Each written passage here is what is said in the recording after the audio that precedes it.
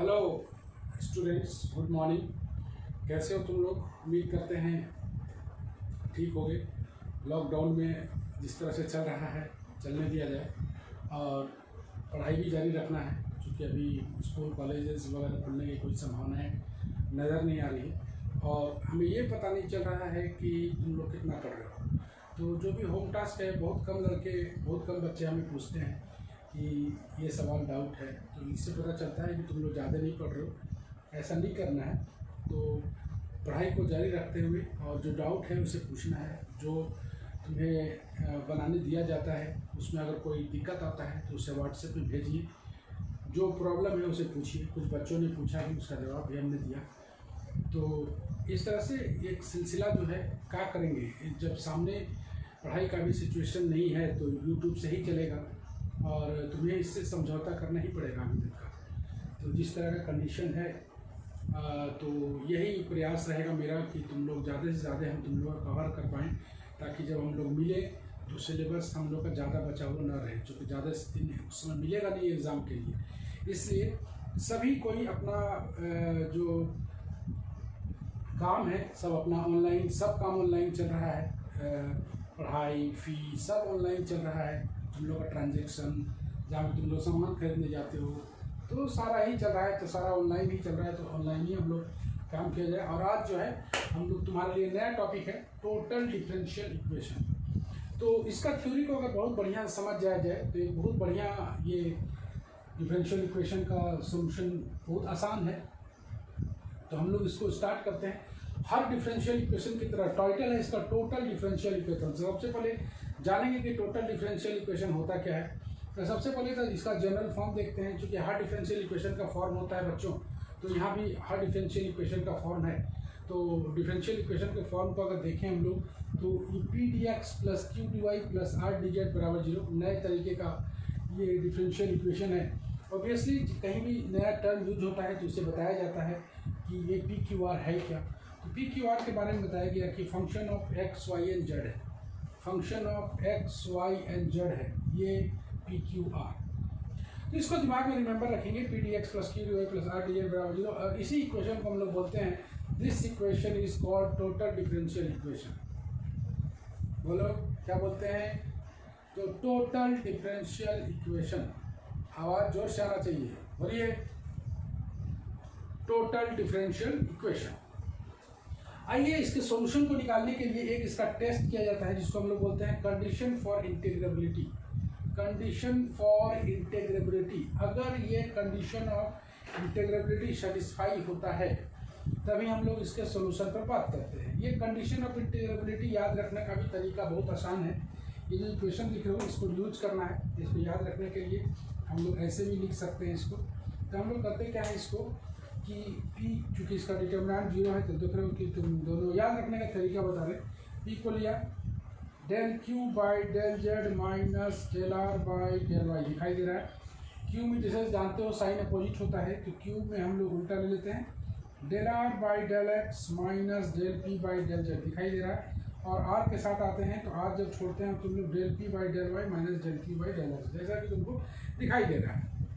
एक बार और देखना चाहते हो तो पी क्यू आर लिख के और यहाँ del by del x del by del Y del by del Z, point बहुत इजीली रिमेंबर हो सकता है। तो पी को जब छोड़ते हैं हम लोग ऐसे डिटर्मिनेंट में del Q by del Z minus del are by del Y दिखाई दे रहा है। क्यू को जब लेते हैं तो उलट देते हैं, क्योंकि साइन इसका माइनस होता है। Del are by del x minus del P by del Z, जब आर को लेते हैं तो del P by del Y minus del Q by del X. ये जो है कंडीशन फॉर इंटीग्रेबिलिटी है। दो चीज हमने बताया, एक पहले बताया कि टोटल डिफरेंशियल इक्वेशन होता क्या है, पी क्यू आर जिसमें क्या होता है, और दूसरा बताया कि इसका इंटीग्रेबिलिटी का कंडीशन क्या होता है। तो रिमेंबर करने का भी तरीका तुम्हें बताया गया। तो इसको जो है हम लोग मिटा देते हैं और जो है हम लोग सीखते हैं इसका सॉल्यूशन कैसे किया जाता है। अच्छी तरह सीखना, ठीक है, पूरा बनने लायक है। There are 3 methods for solving total differential equation. There are three methods. There are three methods for solving the total differential equation. One by one करके हम लोग देखेंगे। तो आज जैसे कि पहला मेथड जो है इसका, पहला मेथड जो आता है इसका, ये आता है taking one variable as a constant, taking one variable as a constant. दूसरा जो मेथड आता है making rearranging the term, rearranging the terms, rearranging the terms to make it exact, taking one variable as a constant, rearranging the terms to make it exact। और तीसरा आता है homogeneous method. तो one by one करके देखेंगे कि कैसे कैसे ये बनता है। तो सबसे पहले हम लोग स्टार्ट करें taking one variable as a constant. तीनों मेथड का बोले तो नाम याद कर लो तुम लोग, बोलो जल्दी जल्दी, क्या बोलोगे? सबसे पहला हम लोग बात करेंगे taking one variable as a constant. एक वेरिएबल को कांस्टेंट लेंगे, बताएंगे कांस्टेंट कैसे लिया जाता है। दूसरा making rearranging the terms to make it exact, rearrange करके उसको एग्जैक्ट बनाना है, बहुत बढ़िया मेथड है ये। और तीसरा होमोजीनियस मेथड। ये तीनों में कोई भी सवाल किसी भी मेथड से बन सकता है, जिससे आसान लगे उसी से बनाना है। मेथड डिस्क्राइब नहीं रहेगा कि इससे बनाना है। तो वन बाय वन करके हम लोग देखेंगे। सबसे पहले हम लोग स्टार्ट करते हैं taking one variable as a constant. अच्छी तरह देखो बच्चों, अच्छा है सवाल। Taking one variable as a constant, one variable as a constant. एक एग्जांपल हम लोग लेते हैं इसको समझने के लिए। तो सबसे पहला जो एग्जांपल है बहुत बढ़िया है, ऊपर में लिखा हुआ रहेगा solve y plus z into d x plus t y plus t z बराबर 0। ये सवाल है तुम्हारा। सबसे पहले तुम देखोगे सॉल्व लिखा हुआ है, तो सबसे पहले बताओगे कि it is in the form of p D x plus Q D y r D Z बराबर 0। जहाँ पर p का वैल्यू है y प्लस जेड, q का वैल्यू है 1, r का वैल्यू है 1। वीनू निकल गया, it is in the form भी है जहाँ पर p q r दिख रहा है। We know the condition of integrability, condition for integrability हम लोग छोटा सा बताए थे, p q r del by del x del by del Y del by del z बराबर 0। तो हम लोग सबसे पहले इसको हम लोग ब्रेक कर लेते हैं। p याद नहीं रखना है, ऐसे करके दिमाग में रखना है। तो जब भी ब्रेक करके यूज करना है, चूंकि दिमाग में केवल उसका मेथड रहना चाहिए, फार्मूला नहीं। Del Q by del Q by del Z minus del are by del Y plus Q लेते हैं तो उल्टा कर देते हैं हम लोग, del are by del x minus Q हटिए del P by del Z plus R लेते हैं तो del P by del Y minus del Q by del X बराबर 0। पी देख रहे हो, del Q by del Z minus del are by del y. Q जब ले रहे हो तो उलट देना है, del are by del x minus del P by del z. और आप लेते हैं तो del P by del Y minus del Q by del x. चलो वैल्यू पुट कर दिया जाए, y plus z del Q by del z 0 दिखाई दे रहा है, del are by del y 0 दिखाई दे रहा है, क्यू का value 1, del are by del X 0, del P by del Z 1, देख रहे हो del P by del Z 1 plus R का वैल्यू कितना दिया हुआ है 1 जब लेंगे तो del P by del Y आ जाएगा 1 और del Q by del X आ जाएगा 0। मतलब फाइनली कितना आ गया 0। हेंस बताएंगे कि hence condition for integrability is satisfied. यहाँ तक जो थ्योरी हम लोग पढ़े तो वही तो है, बताइए कोई दिक्कत है तो बताइए।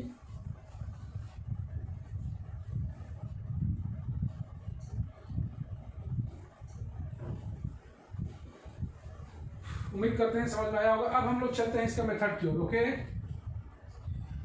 तो इसका जो मेथड है, one variable as a constant. तो one variable as a constant किसको लेना है?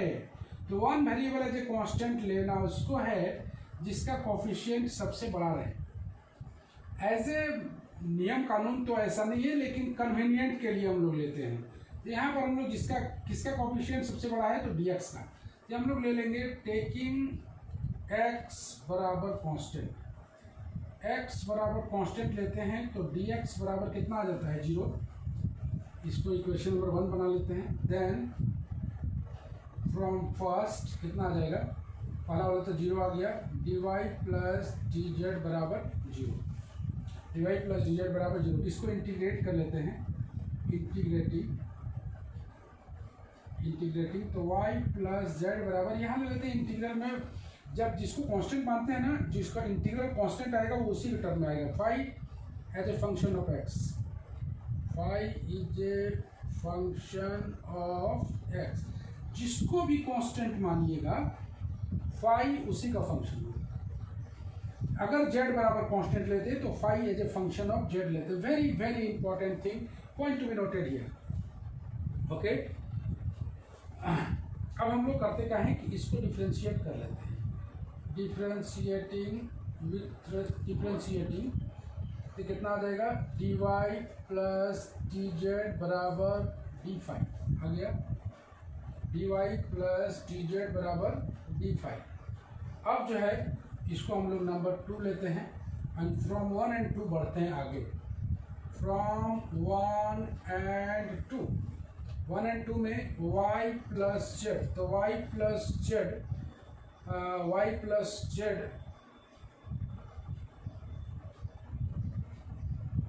बराबर कितना दिया हुआ है, 5 dx अपने जगह पर, dy प्लस डी जेड बराबर कितना दिया हुआ है, d5 बराबर 0।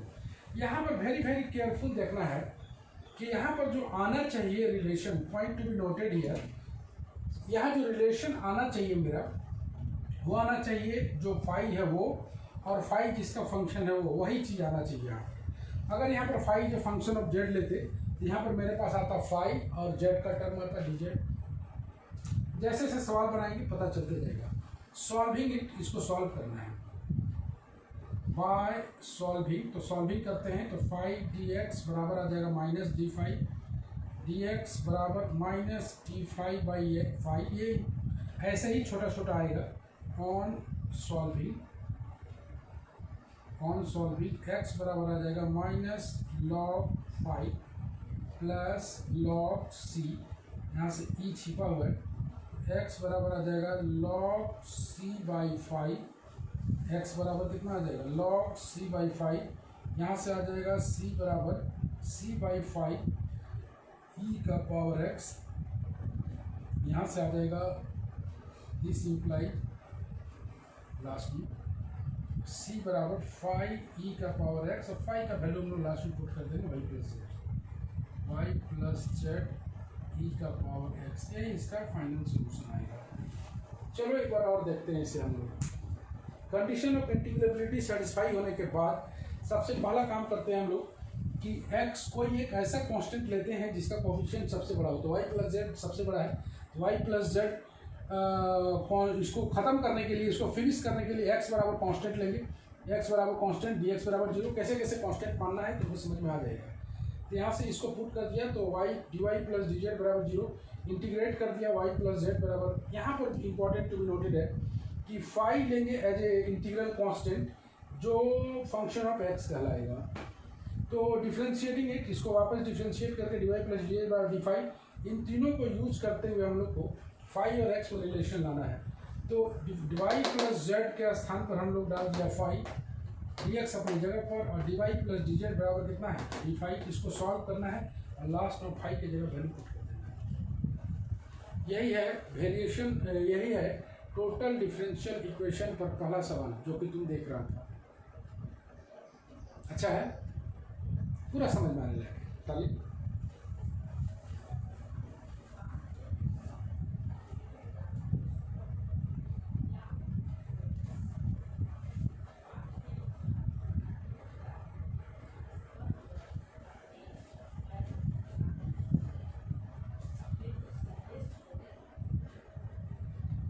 हो गया। चलो हम लोग अगला, चलिए अगला सवाल मिटा दिया जाए। सभी को बनाना है सवाल, मिटा दिया जाए। चलिए हम लोग इसको मिटाते हैं।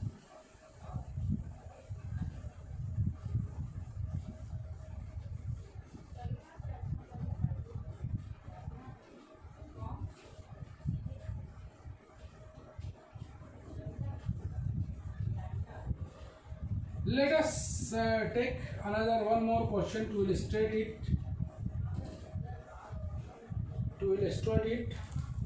एक और क्वेश्चन हम लोग लेते हैं इसी मेथड पर।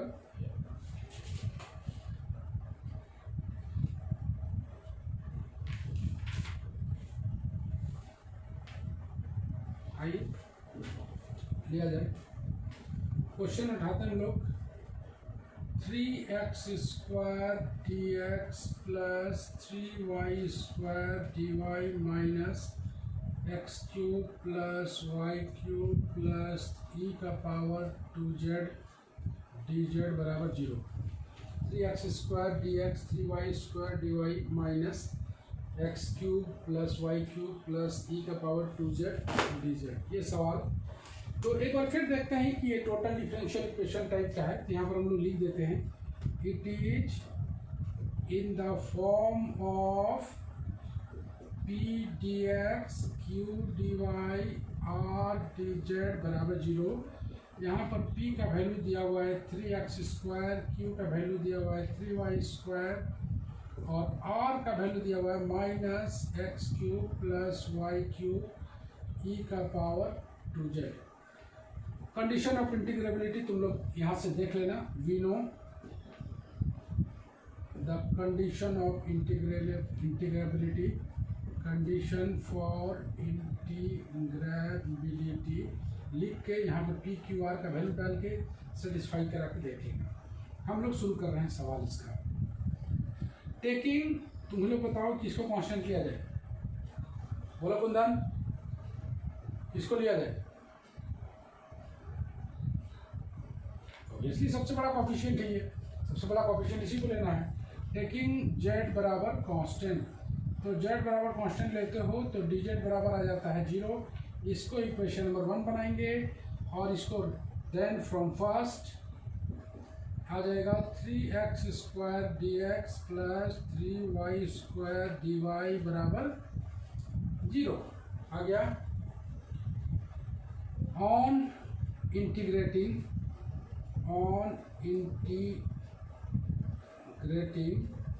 इंटीग्रेट करोगे तो x cube plus y cube बराबर आ जाएगा 5, x क्यूब बाई 3 तो कट जाएगा 5 एज ए फंक्शन ऑफ, देखो क्या है, z, फंक्शन ऑफ z। तो इसको हम लोग 2 बना देते हैं। ऑन डिफ्रेंशिएटिंग, जैसा चल रहा था उसी तरह से on differentiating 3x square dx 3y square dy बराबर d5 नंबर 3 फ्रॉम 1 2 एंड 3। किसमें रिलेशन आना चाहिए जल्दी बताओ? एक 5 में और एक z में, वही बचना चाहिए, x और y खत्म हो जाना चाहिए। यही इसका मेन चीज़ है कि तुम सही जा रहे हो।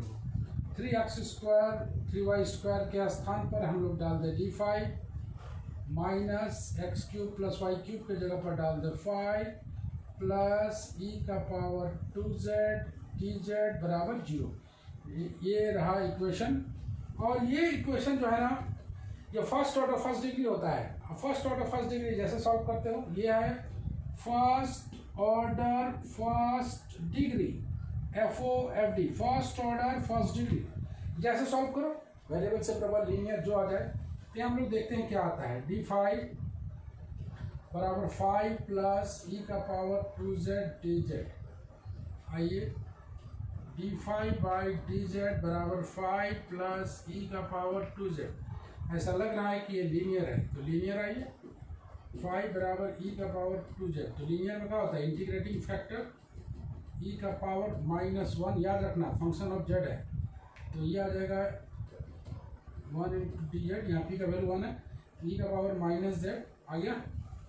इसका सोल्यूशन जो आएगा ये आएगा 5 इंटीग्रेटिंग फैक्टर ई का power minus Z Q E का पावर 2z ई का पावर माइनस जेड 5 ई का पावर माइनस जेड, ये आ जाएगा इंटीग्रल ई का पावर जेड डी जेड 5 ई का पावर माइनस जेड बराबर ई का पावर जेड प्लस सी लगा दो कोई कांस्टेंट 5 ई का पावर 5 बराबर ई का पावर 2z प्लस सी ई का पावर जेड।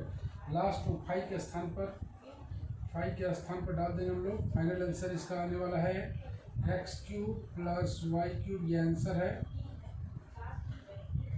बराबर ई का पावर 2z प्लस सी ई का पावर जेड।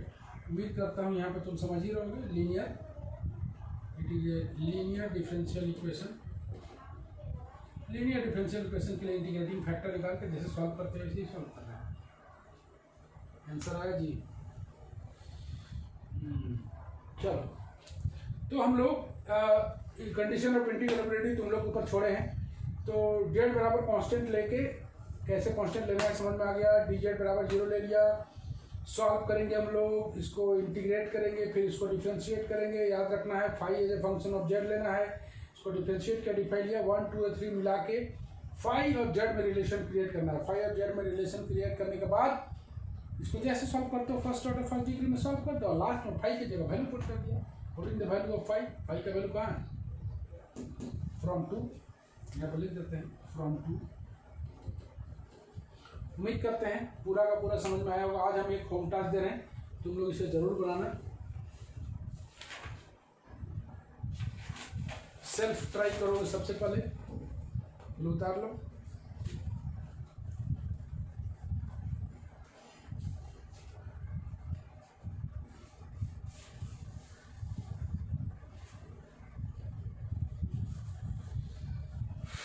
ये सब सॉल्व करना तुम्हें आना चाहिए, बहुत आसान है, ये हार्ड नहीं है। कंडीशन ऑफ इंटीग्रेबिलिटी तुम लोग के ऊपर छोड़ा हुआ है।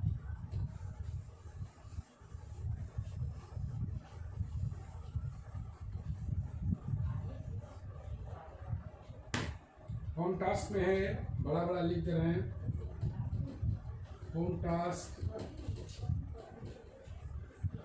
2x square 2xy 2xz square plus 1 2xz square plus 1 dx plus dy plus 2z dz बराबर 0। 2x square plus 2xy plus 2xz square plus 1 into dx plus dy plus 2z dz बराबर 0। एक सॉल्व से भी दे दिया जाए ताकि तुम लोग बना सको।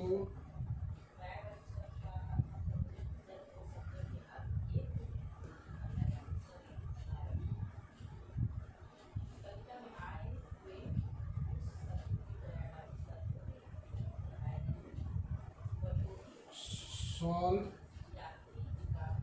एग्जाम्पल अनसॉल्व है, पेज नंबर 272 का पहला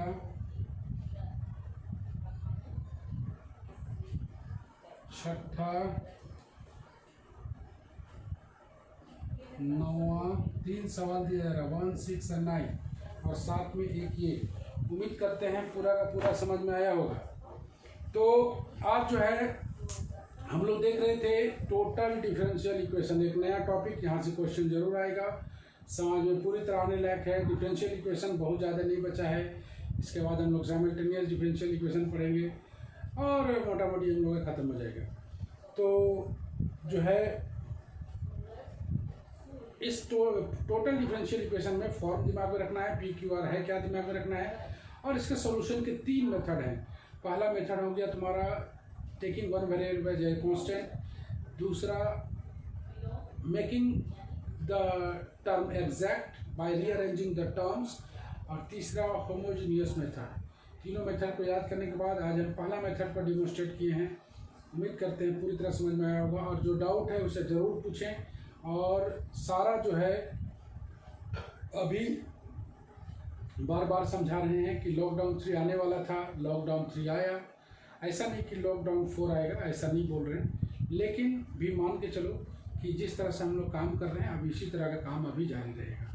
अभी स्कूल, कॉलेज, कोचिंग संस्थान खुलने नहीं जा रहा है, और जैसे खुलेगा वैसे एग्ज़ाम तुम लोग का 10-15 दिन के अंदर लेगा। तो जैसे जैसे चल रहा है वैसे वैसे स्पीड करें और कतई सुस्त ना पड़े, और अपना जो काम है वो करते रहें।